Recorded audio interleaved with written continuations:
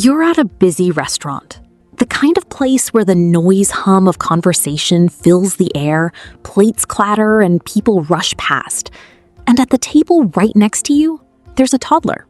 No iPad, no toy in hand, no snacks being waved like a peace offering, no meltdown brewing. Just a small child, sitting quietly, patiently waiting for their meal. And for a second, you stop, you stare, and you think, how is that even possible? Is it strict discipline? Some kind of magic? Are the parents secretly exhausted and just hiding it really well? Here's the truth. This scene is far more common in Japan than almost anywhere else in the world. And it has nothing to do with perfect children or harsh rules or silent obedience. It comes down to a specific, intentional philosophy of connection, one that most Western parents have never been taught. And once you understand it, it changes everything. Before we go any further, I want to ask you something honest. On a scale of 1 to 10, how chaotic is your morning routine right now? 1 being we eat breakfast together in peace, 10 being someone is crying before 7 a.m., and it might be me. Drop your number in the comments. I read every single one. And if you're here because you want to raise a child who is emotionally grounded, not just well-behaved, but truly calm from the inside out, then hit like and subscribe, because that's exactly what this channel is about. All right. Secret number 1, the power of Amae. In the West, independence is almost a virtue we push on children from birth. Sleep in your own room, do it yourself, you're a big kid now. And don't get me wrong, independence matters, but we often rush it. And when we rush it, we accidentally create anxiety. In Japan, there is a concept called Amae, pronounced Amae. It translates loosely to sweet dependence. It describes the kind of deep, trusting reliance a child has on their caregiver. And crucially, it's not seen as weakness. It's seen as the foundation of emotional health. Japanese parents tend to stay physically close to their children for much longer than Western norms suggest. Co-sleeping is common. Carrying babies and toddlers rather than placing them down is the default. Responding quickly to a child's cries isn't seen as spoiling. It's seen as building a secure base. And here's the neuroscience behind it. When a child feels 100% secure, when they know without any doubt that their caregiver will respond, their nervous system regulates. Their body literally calms down because they're not spending energy worrying about whether someone will come. That energy gets redirected into curiosity, into play, into patience. The child at the restaurant? They weren't behaving because they feared consequences. They were calm because they felt safe. Think about this.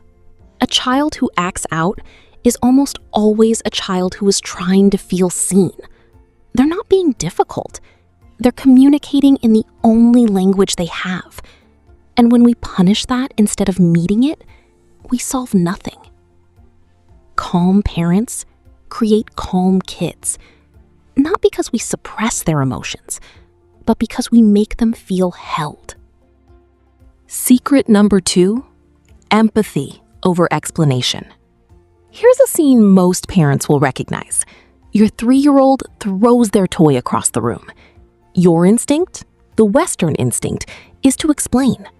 Don't throw that. It could break. It could hurt someone. We use our hands gently. It's logical. It's reasonable. And yet, it is almost completely ineffective at age 3. The reason is simple. A child's prefrontal cortex is still under construction. When we give a long, rational lecture on consequences, we are essentially trying to speak a language that their brain hasn't learned to translate yet. We are talking to a part of the brain that isn't fully online. Japanese parents take a completely different approach. Instead of explaining the rule, they appeal to empathy. They might say, "The toy is sad when you throw it," or "The floor hurts when you stomp on it," Or, look, the cup is lonely on the floor. Let's help it back up. Does this sound childish? It isn't. It's brilliant. This technique, sometimes called empathy training, teaches children to consider the inner life of other things. It builds the muscle of perspective taking from an incredibly early age. And here's the payoff. A child who is trained to feel empathy doesn't need external rules to behave. They self-regulate because they genuinely don't want to cause disharmony. They don't want to hurt the toy, upset the table, or make the room feel tense. They're not afraid of a timeout. They're aware of their impact. And when children grow up with that awareness, you stop fighting the behavior because the child already wants to be part of something peaceful. Secret number 3, the invisible discipline. Have you ever noticed that when a parent shouts at a store, at a park, in a restaurant, the child rarely calms down? Sometimes they freeze. Sometimes they escalate. Almost never do they simply settle. There's a reason for that. Shouting activates a child's stress response. Their amygdala fires. Fight or flight kicks in. And in that state, there is no learning. There is no connection. There is only survival. Japanese parents are famous for not raising their voices in public. But it's not because they have no boundaries. It's because they've invested so deeply in the relationship that they don't need to. They use what I'd call invisible discipline. A look, a quiet word, a gentle hand resting on a shoulder. The communication happens in the channel that matters most, connection, not in volume. There's a Japanese concept called kata, a kind of deeply practiced form or pattern. In parenting, the kata is consistent, modeled behavior. Children don't learn from what we say. They learn from what we do every single day in the smallest moments. If you want a child who speaks softly, speak softly. If you want a child who pauses before reacting, pause before you react.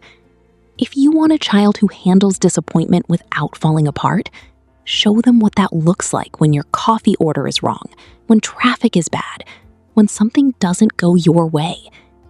The real discipline? It's yours, not theirs.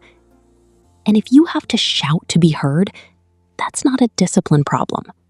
That's a connection problem. And connection can always be rebuilt. So here's the big shift I want to leave you with. We've been told for generations that parenting is about teaching children to behave. But Japanese philosophy offers a completely different frame. Parenting is about teaching children that they are safe to feel. When a child knows their emotions won't be punished or dismissed, when they know that anger, sadness, overstimulation, and fear are all welcome in your presence, they don't need to perform. They don't need to act out. They don't need to melt down to be seen. They already feel seen. And when you stop fighting the behavior and start nurturing the connection, something remarkable happens. The chaos doesn't disappear, but it shrinks.